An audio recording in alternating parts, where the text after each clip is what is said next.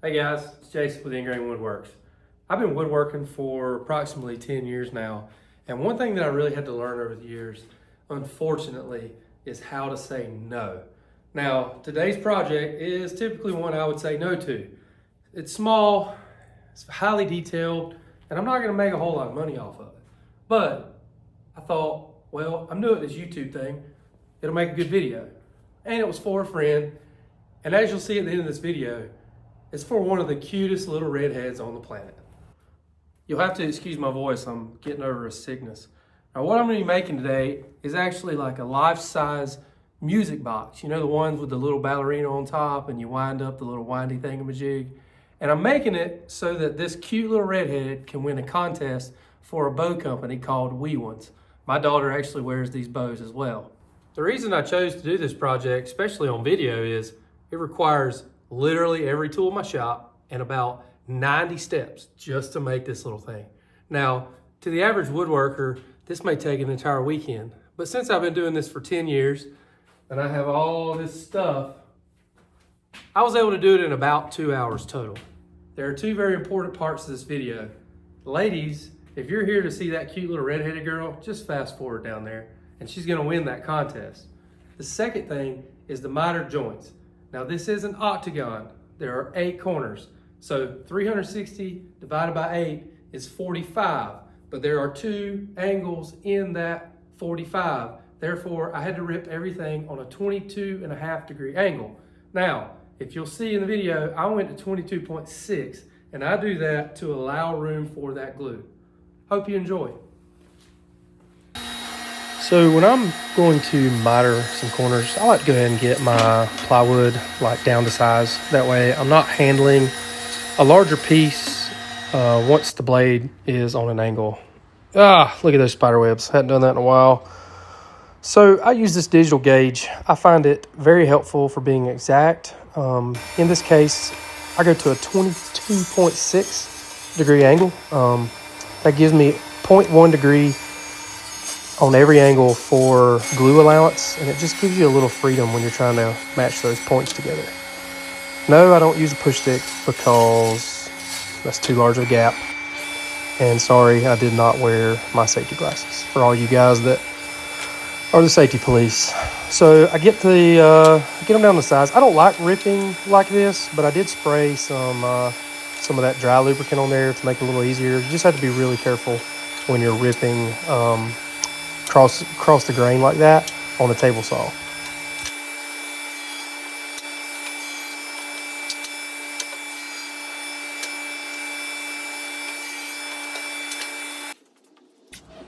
Okay, so now I'm going to try to join all these pieces together using tape. So you tape the backs of all of the pieces and then you pretty much just slide the points together as tight as you can get them. And the tape is what holds them together when you go to piece it all together. Now, I'm going to try to do this all at one time. You're going to find out that I failed, and I'll show it on video. I was pretty hopeful, but I recovered anyway.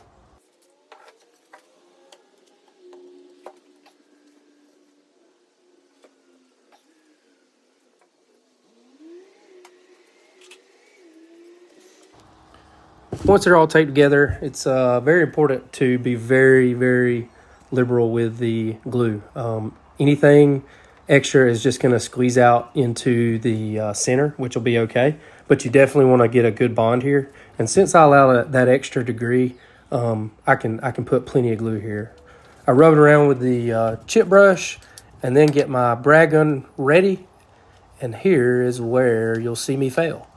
Quite embarrassing. Go ahead and shoot some brad nails into it. And right here, oh, the tape fell. But I recover. At this point, I've got enough of it together that I can finish assembling on the table. Get myself another piece of tape and start shaping the octagon around to the leading edge. Since I'll be painting this, I'm not really scared of using a bunch of nails. I really just want to make sure this thing holds together. Now I'm going to get the rough sketch of the top, just take my pencil up underneath and mark out what I want to cut. And then I'm going to go over to the table saw. And now, this is not something you do unless you have experience. Sorry, I forgot my glasses again. Somebody's going to report me. I like to do this just to get close to where I want to be. And when I say close enough that I can router off the excess. Now, when you do this, if you do this, it's very important to go very slow. And if you have any binding, to back off. Now I go back to the piece, lay down a line of glue on the top, use the spreading method that most woodworkers prefer, which is the index finger. I'm going to make sure that there is some of the top overhanging around all edges, and then I will brad nail it down. I was also very liberal with the brad nails here, but I know that I'm going to cover these with putty and lacquer over that. Say hello to my new addition, the Amana Tool flush trim bit. I'm going to pop that in my router, get it adjusted to the size I need, and get after it.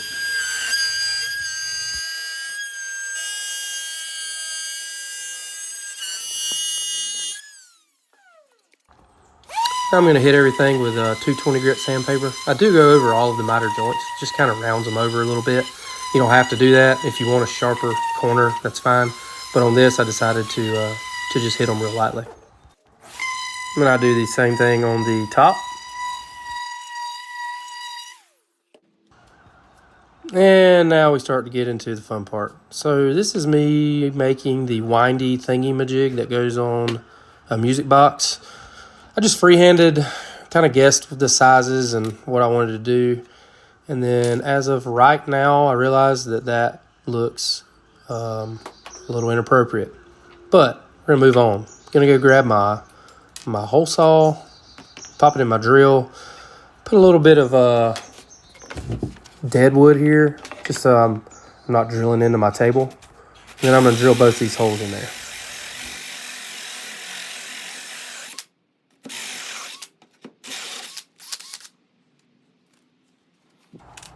This hole saw is probably 40 years old. I really don't have any good ones, and they start smoking really bad, but I rarely use these things, but wouldn't hurt to get a new set. So now I'm going to get the jigsaw ready and trim off the excess.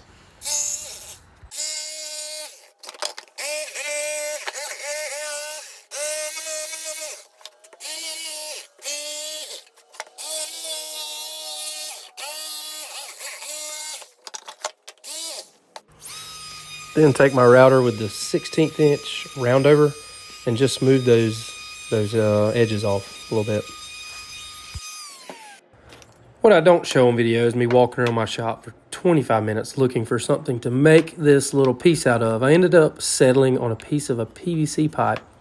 And I didn't video me putting that notch in there because it was a little unconventional, not real pretty. But I think after I paint it, it'll look fine. Here's all the trim pieces that the customer provided. I think they got them from Amazon. And I had some of this gold paint just sitting around. It actually is a really good paint. It paints really well. Could have got by with one coat on these, but I think I ended up doing 2, maybe even 3 coats on them just to be sure. And here we go. I'm going to put some lacquer on this thing. I'm not going to lie. I love filming myself doing this. It is just oddly satisfying. I hope everybody else likes it, but I could just watch this all day. I like the sound of it. I like the look of it.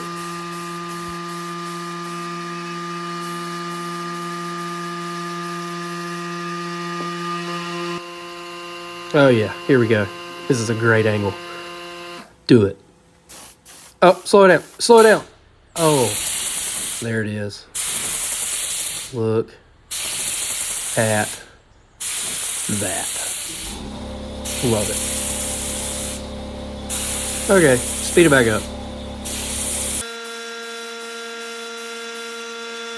Gotta cover those nails. I'm just using some generic DAP here. Works pretty good if you're lacquering. Here's my second coat, and now I'm going to take my sander with 400 grit. I'm going to sand off the DAP putty as well as what I've already lacquered over, and it's going to just be glass smooth for that second coat.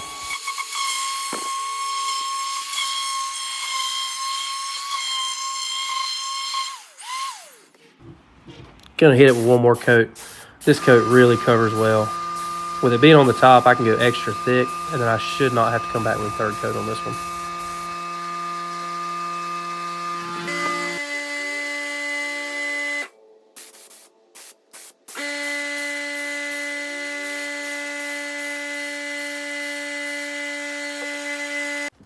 Here's the part I dreaded the most. Customer bought this trim from Amazon, and it's actually made of rubber with a 3M backing. I tried to cut it with the miter saw, and it just didn't like it. So I'm going to end up doing all of this with a utility knife, which is not going to be super accurate, but since it's a prop, I think it'll be fine. Now, I don't trust that 3M sticking very long term, so I do lower the pressure on my brad gun and shoot it with 3/4 inch brads, and I'm hoping that'll hold for a long time to come. So on the corners, I actually just eyeballed my cuts. Just stood above it with my utility knife, cut one end, stick it, and then cut the other end.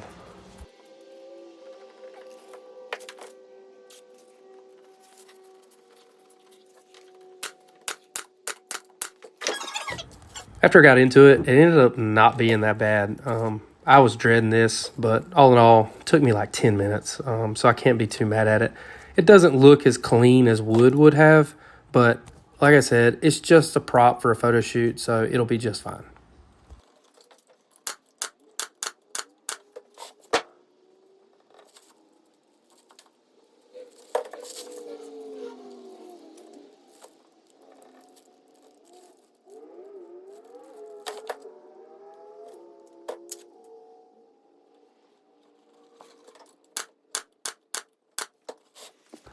So now I got to apply the gold trim pieces.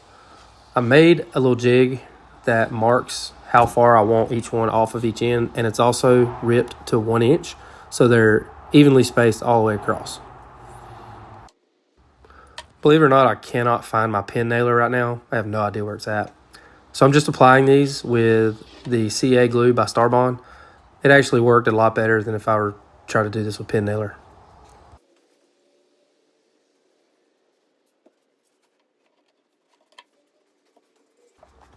For the spinny thingy majiggy, I just eyeballed where I want it to go, make a little mark, use the CA glue to get it to stick where I want it.